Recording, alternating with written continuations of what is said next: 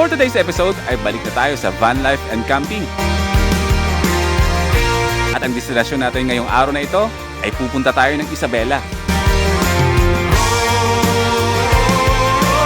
Dahil meron ako nakitang campsite sa Google Maps na nagngangalang Nature's Valley Park and Campground.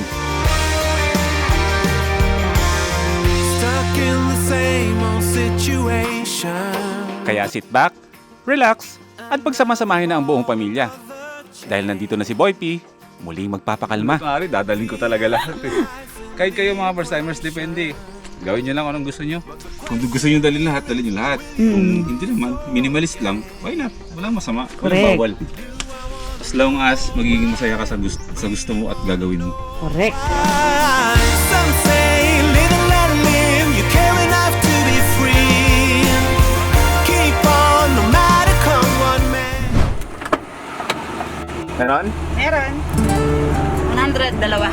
Sige. Mas mura kasi bumili sa mga malalaking bilihan. Sa kalsada ng buhay, ako'y naglalakbay. Panibagong episode na kung saan ay babalik na ulit tayo sa kalsada. Magbabalik camping na tayo. Napakaaliwalas ng panahon para mag-camping. Aking tinutuklas sa bawat pagising, bago na namang landas. Every time na dumadaan tayo doon, yung alam mo kanina yung likuan na yung papuntang Ifugao. Oo.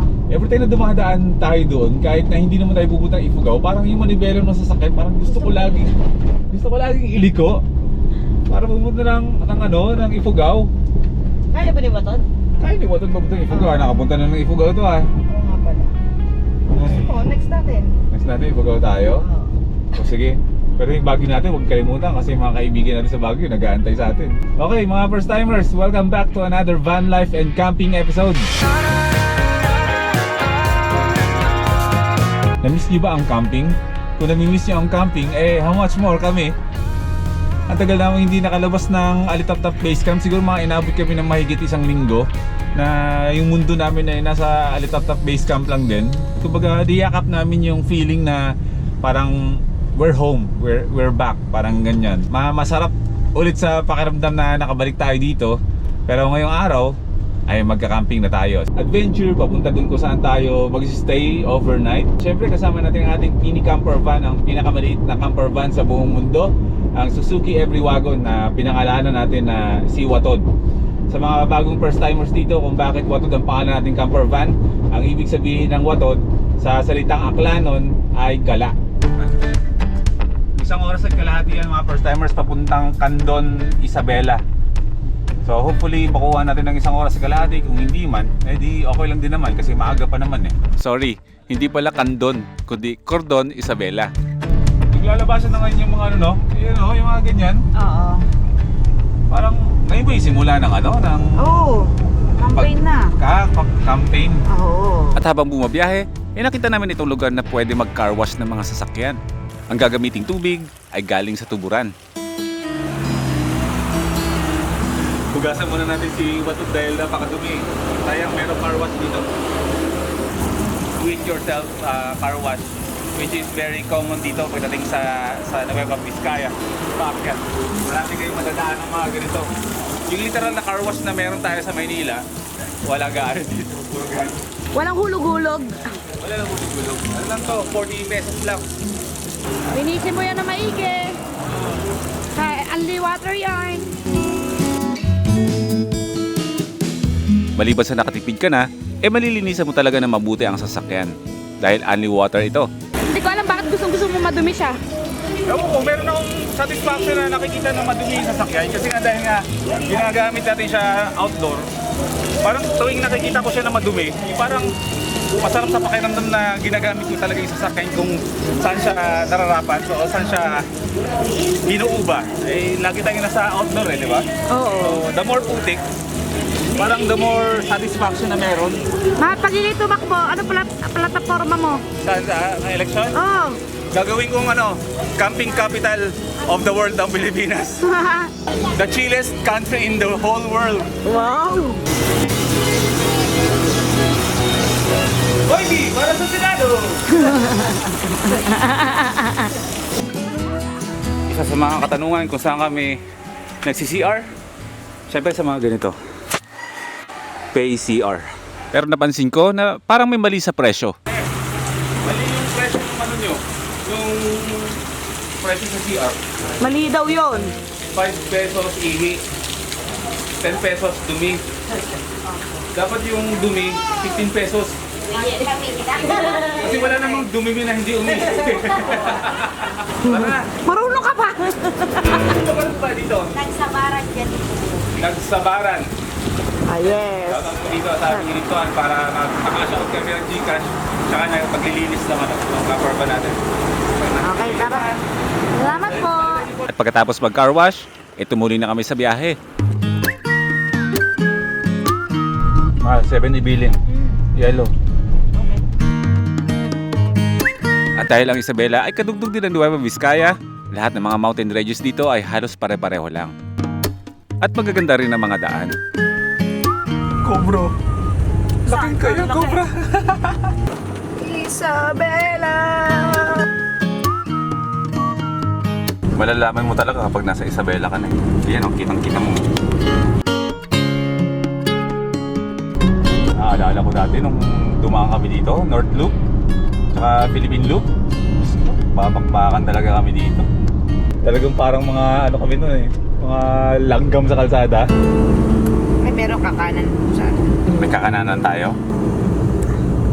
Oo, lumagpas ka na naman, boy. Magpasa naman ako. Ano ba yan? Sinabi ko rin. Lumagpas ka na Saan naman. tayo pupunta na yan? Sa lugar na yan? Dyan, sa lugar na yan. Hanapin natin dyan. Kasi yung tinuturo ng mapa. Yan, dalawang beses ka lumagpas ah. Alog-alog. Rock-roading. Excited na ako sa campsite na pupunta natin. 5 minutes. Sa kalsada ng buhay, ako'y naglalakbay. Mukhang mainit ah. Grabe na talaga itong si Wadod na to. Sa sobrang dami niya talagang pinuntahan na to. Ang haba-haba na ng pinabiyahe nito. Swerte tayo na maganda talaga ang kondisyon ng ating minivan. Kanan tayo? Sama-sama tayo sa biyahe ng buhay. Sa bawat liko, bagong kwento ang taglay. Boy P, tara na't sumama. Van life trip sa buong Pilipinas. Sa camping, sa dagat, sa bundok o lawa, laging may bagong adventure na dala.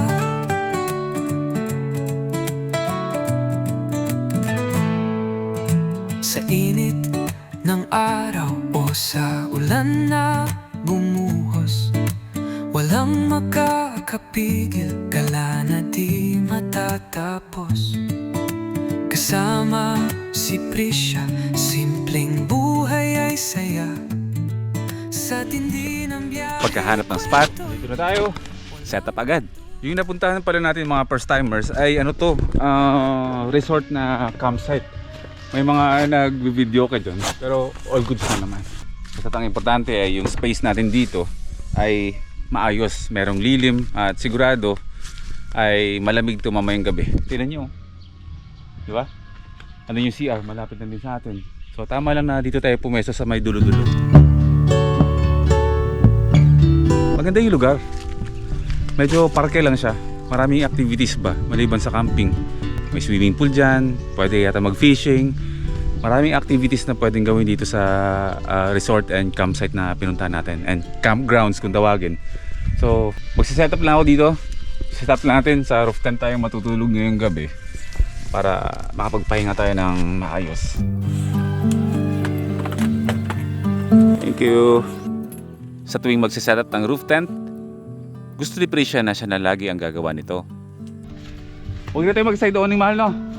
Ito na lang ilalim yung lilim natin. Kaya ako bumili ng ganitong lamesa. I mean, bakit kami bumili?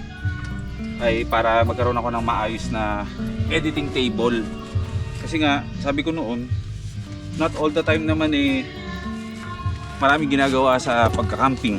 May mga downtime talaga. May time talaga para mag-edit ba.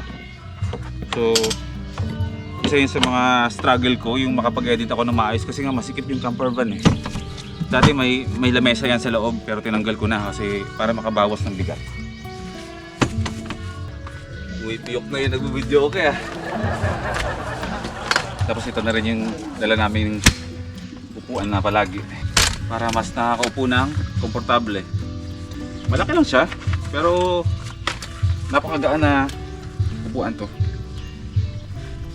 Pwede nang tiisin or pagtiyagaan na dalhin kahit medyo kumakain siya ng space. Basta importante, makaupo tayo ng komportable. Okay na? Oo. All goods. Yan na, meron na tayong dalawang upuan. May upuan na tayo. Kobe and Primax. Kobe, shout out. Kobe, shout out. Shout out. Bagong setup natin to, no? Nagalito, no? Yun lang. Nating, ano? Simple na lang. Kasi alam nyo yung mga first timers, sa palaging ginagawa nyo yung pagka-camping, pareho lang yung setup na ginagawa natin, di ba? Kaya naisip ko, meron kasi akong pinapanood na camper sa Korea, sino ba yun? Si Rirang. Rirang on Air, kilala nyo yun. Mga mahilig mag-camping dyan, kilala nyo si Rirang on Air. Siya, pag nagka-camping, paulit-ulit lang ang ginagawa nun. Backpacking, pagdating doon, magpipitch ng tent, tapos magluluto. Alam nyo yung kaibahan ng ginagawa niya kahit na paulit-ulit? Pag nagka-camping siya, iba yung dala niyang tent. Iba naman yung dala niyang lulutuin. Tapos iba rin yung... Basta lahat ng mga gamit niya, hindi paulit-ulit. Lagi siyang may bago na dinadala na paiba-iba bawat campsite na pupuntahan niya. Iba yung setup ng pagka-camping niya. So, mas maganda rin yung gawin natin yung ganun na every time na nagka-camping tayo, mag-minimize tayo ng gamit o magdagdag tayo o magdala tayo ng ibang magagamit. Tulad ng ganito na nagdagdag tayo ng lamesa at dinala natin ulit yung ating classic upuan na Kobe tsaka Primax. Eh, mukhang komportable pala, di ba? Oo. Tapos ang gaan pa niyan. Ang gaan pa, di ba? Saan tayo banda magluluto? Doon banda? Oo, dyan na lang. Doon na banda, no? Prito-prito lang tayo.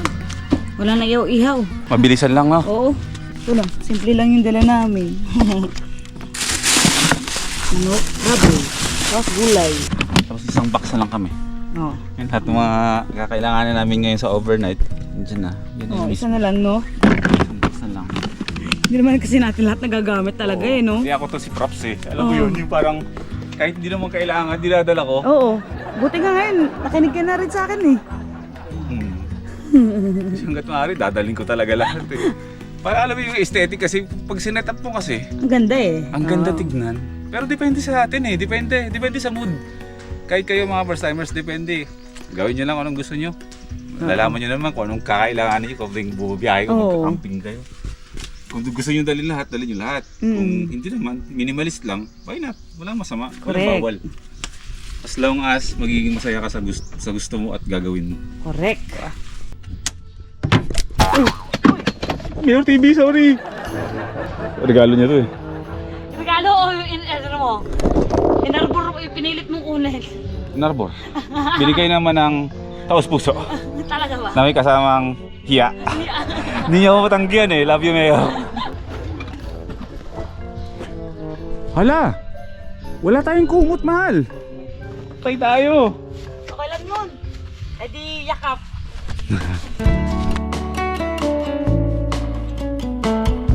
At bago lumubog ang araw, ay nagluto kami agad. Touch by touch. Yung mga lutuan natin, Bluetti. Yes. Kapag meron na tayo ulit na camping, yung BOF, ay sure na yan na magpaparaffle tayo ng Bluetti. Galing mismo yan sa Bluetti Southeast Asia. Di pa namin alam kung anong month, pero paplanuhin natin yan. Magsasama-sama ulit tayo. So ito yung mga dala namin. Talong, kamatis, at dito sa cooler ay meron tayong dalang chicken at pork. Anong mga luto natin dito? Prito lang. Pro fried lang tayo, no? Oo. Para mabilis. Tapos yung salad ng talong. O sige. Tapos pati yung chicken fried na lang din. Oo. Lutuin na ang dapat lutuin para relax na lang. Ano Hindi natin dinala yung isang lutuan, no? Ako ang nag-ready na paglulutuan. Si Prisha ang magluluto.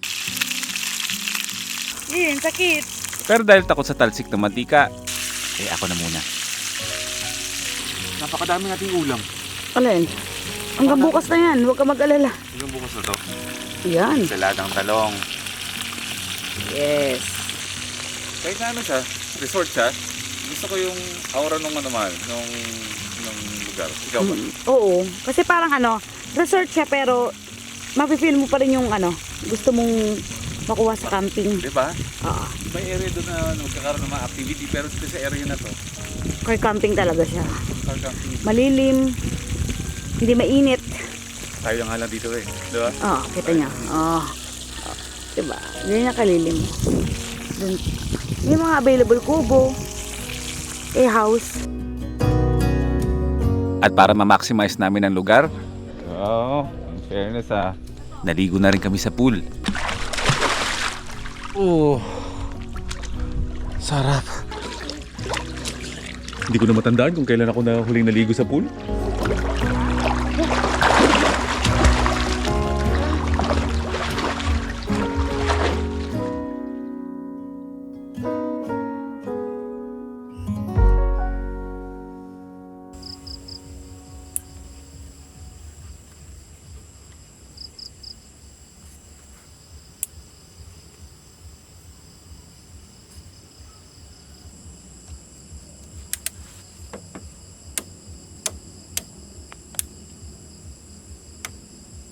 Kain na tayo, mahal. Lumamig na, no? Oo. Lord, maraming salamat po, Lord, sa mga biyaya na binigay niyo sa amin, sa mga pagkain na to na pinagkaloob niyo sa amin. Maraming salamat. I-bless niyo po ito at naway makapagbigay po ito ng dagdag kalakasan sa aming pangangatawan. Thank you, Lord. In Jesus' name we pray. Amen.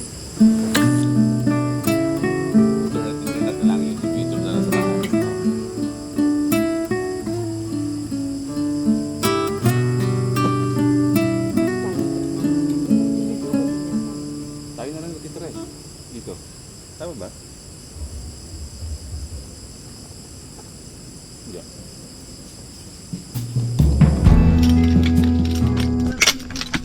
Minutes pa. Meron pa traffic sa may Saan sa? may 26 minutes pa.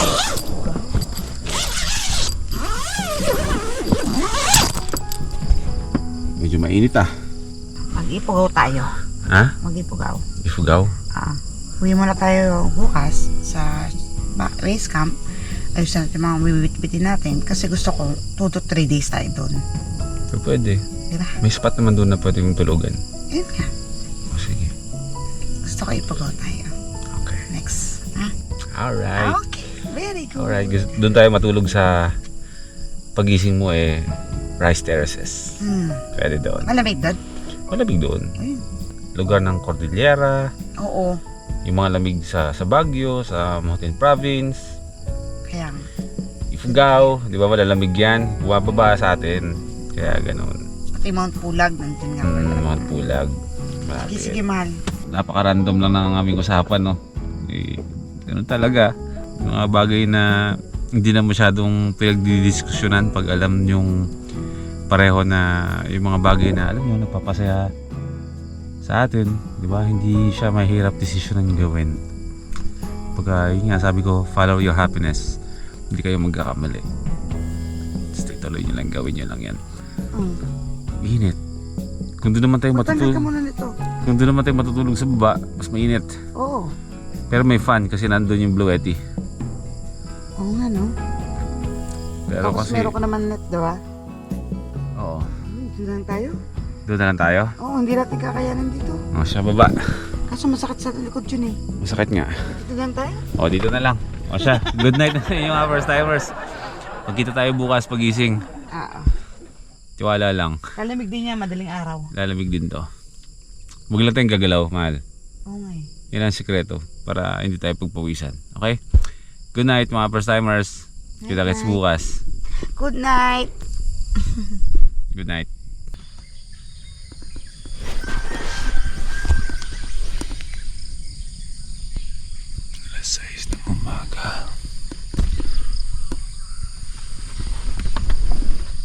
Tulog pa, tulog pa. Bukang liwayway na napakaganda. Magandang umaga sa inyo mga first timers mula dito sa Cordon, Isabela. Good morning, first timers. Lumamig na.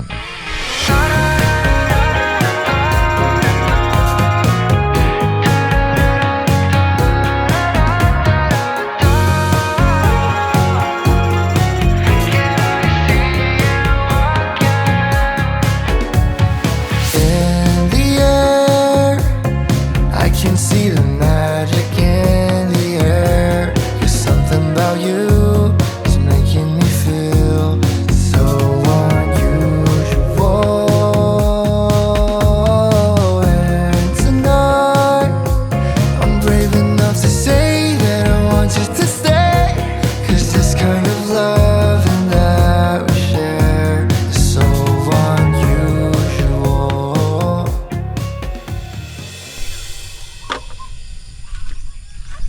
Good morning mga first timers. Mula dito sa Cordon, Isabela. Sinabi ko Candon, Ilocos yun.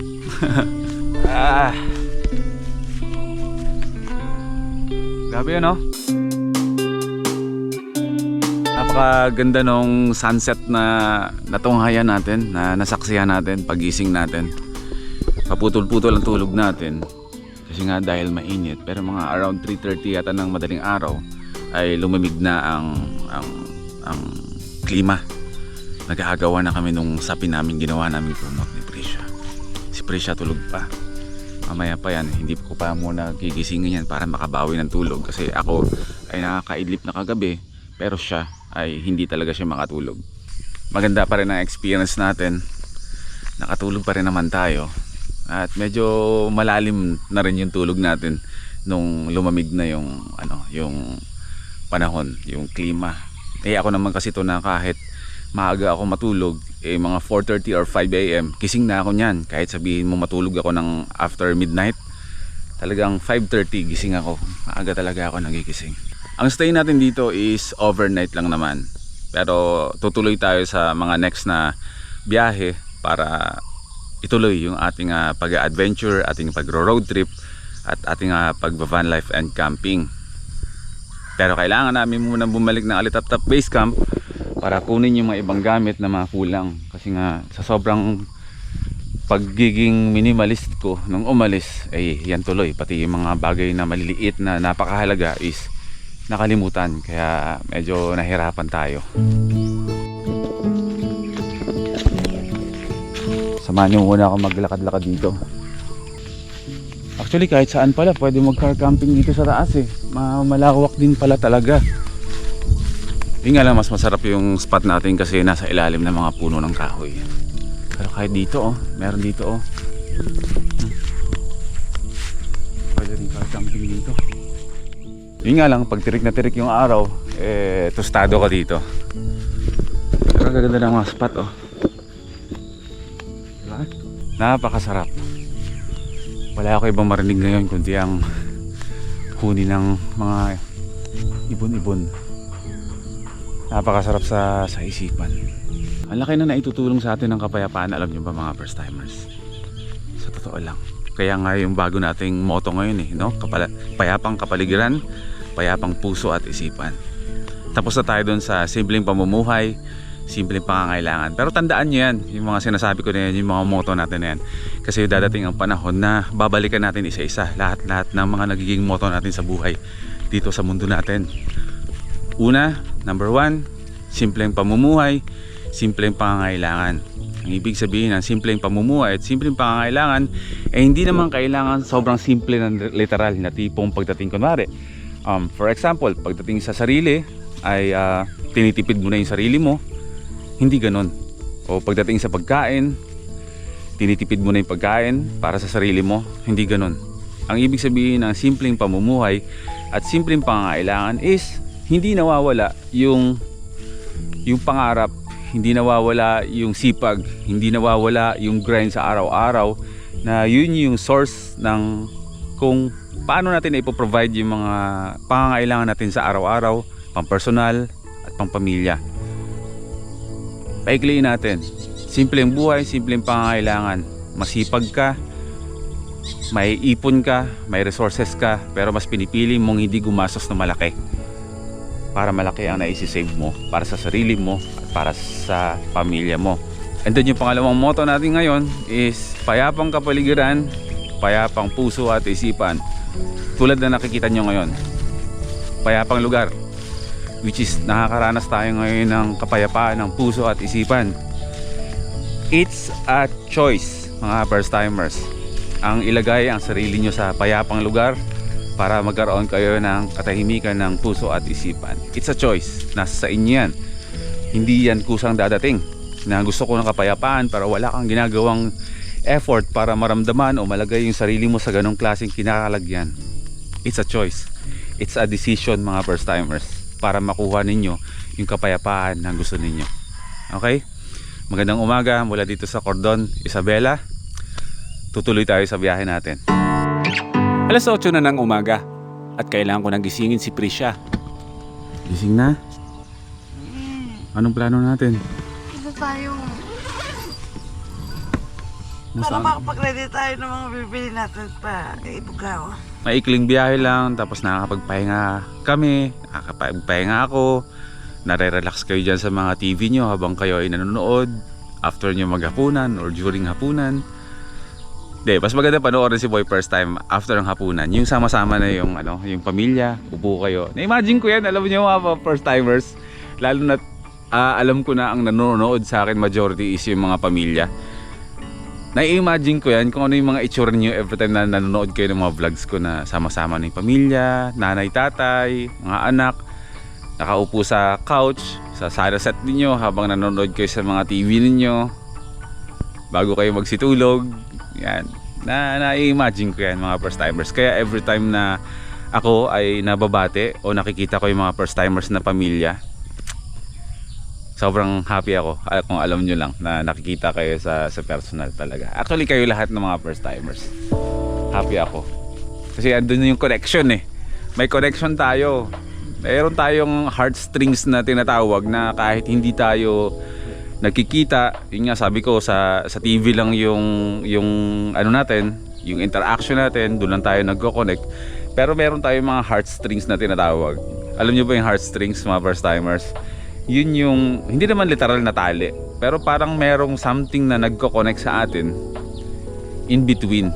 Kahit sa ang sulok man ng Pilipinas, yan ako sa ibang bansa ka man, kung ikaw ay first timers na nanonood, kahit na sa Pilipinas ako, merong heartstrings yan na tinatawag o heartstring. Yun ang merong connection tayo, yun yung nagbaband sa atin kahit na magkakalayo ang ano natin. Kumbaga, kahit na through internet lang ang relationship natin, may connection yan. May something talaga yun na nagko-connect sa atin at yan yung kagandahan. Yan ang nakakatuwa. Kaya pansin nyo kapag nagkikita tayo in person, iba yung warm ng pagbabatian, iba ang lalim ng usapan kasi malalim na yung pinagsamahan natin. Malalim na. Meron tayong heartstring. Lahat tayo. At sinimulan ko na rin agad ang pag-aayos. Dahil ngayong araw ay babalik kami ng Solano, Nueva Vizcaya para i-ready kung ano yung mga kakailanganan namin sa biyahe papuntang Ifugao. Maraming salamat, Nature's Park Valley and Campgrounds. Kami po ay tutuloy na sa next biyahe namin. Same feels with Nueva Vizcaya lang din, Magkalapit na probinsya lang naman. Kaya nga, 2 oras na biyahe pabalik ng Alitap-Tap Base Camp. Ang task namin ngayon is mamalengke, ready lahat-lahat ng mga kompletong pangangailangan namin dahil next episode ay pupunta naman tayo ng Ifugao. Okay? Excited ka na? Oo naman. Wish granted. Life is good dito sa Cordon, Isabela, mga first timers. Magkita tayo sa susunod na vlog. Hindi pa tapos tayo dito, binisita lang namin ito at babalik kami dito. Babalikan natin ito sa mga susunod natin na mga upload. Okay?